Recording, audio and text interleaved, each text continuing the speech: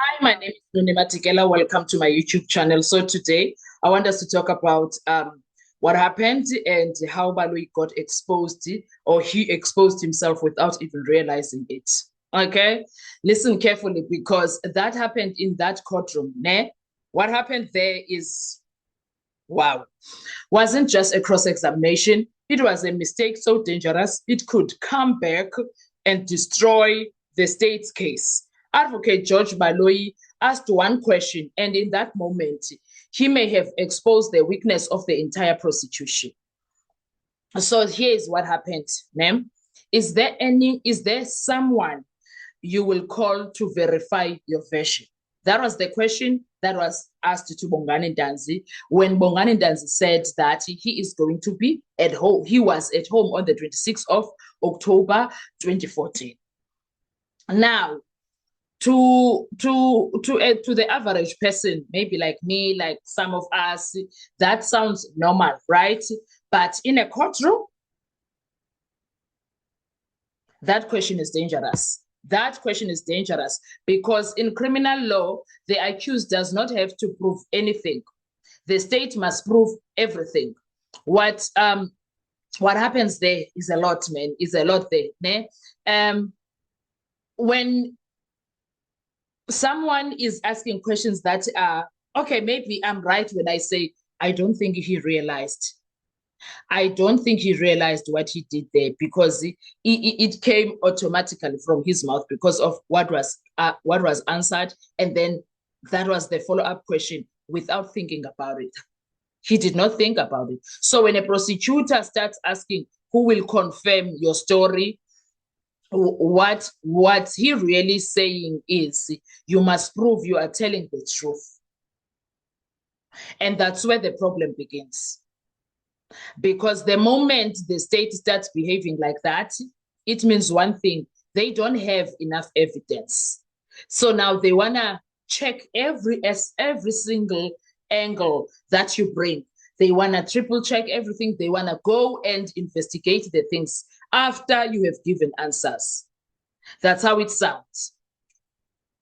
Now let's be clear: that question alone doesn't collapse the case immediately. No, it doesn't. Doesn't force the judge to stop the trial. It doesn't.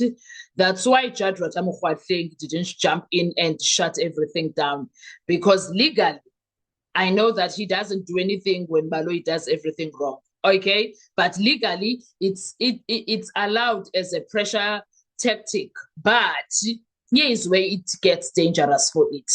If the state keeps pushing this line, if they keep suggesting the accused must bring witnesses, if they keep implying no witness is equal to lying, because I remember they asked this about someone in Rustenburg. This is the second time actually. And again, this is the same resistance I got from was it Ndiza on Nsimbi? Someone, yes. So again, they got the same resistance even then when they did the same thing from Bongani Ntanzi. Then the defense will do one thing, and at the end of that of the entire trial, they will stand up and say, "My lord, the state failed to prove its case, so they tried to shift the burden onto the accused, and if the court agrees, that creates reasonable doubt." Imagine if we, as people that are just watching the case, we are able to see that Baloyi is in a fishing expedition. How much more of legal minds? Even Judge Rata knows this. The way he is so silent the entire week, it tells Uguti he's done. He's like us. He doesn't want Bongani in that witness box anymore. He's so done with Bongani. He wants Bongani to be done. I can't put it in so many words, but it is what it is. Do you understand? It is what it is. I just pray when they give miracle today, Baloyi agqibe ngoBongani Ntanzi namhlanje. I hope that he gets done, and then when he gets done with him, miracle nje makwenzeka isimanga sento endingasazi agqibe, so that next week i-defense starts with i-re-exam yaso. Then next week Friday uBongani is done, is not coming back to the witness box. That is just my wish. And then when we come back from a recess, get 13 April, we start with new people. That's just me being hopeful. I could be very wrong with my hope, but that is just me being hopeful. Anyway, now here is the part people are missing. Baloyi is not building a strong case. He's fishing. I already said this. Fishing for contradictions, fishing for timelines, fishing for witnesses. But what happens when you fish too much? Because it's giving, I'm doing too much. You expose that you came to court with no solid evidence. And we've seen it from the evidence that the state gave in court. They did their entire case, and there was what? Zero, anything that puts the accused in the crime scene, that puts everything that the photos, the cell phone records, the firearm itself, everything is questionable. Literally everything that they brought in that courtroom is challengeable and with grounds that are proper. Ncube, before he even says, I have this and this, the moment the statement of Mangena says, I found the bag open, Chile for that evidence. Then Ncube comes and says, no, man, you can't tell me that because when I got arrested, I was given a paper that showed Uti Senzomeyiwa case was checked against my this firearm, and it was not linked with the Senzomeyiwa case. Then it comes his arresting officer now.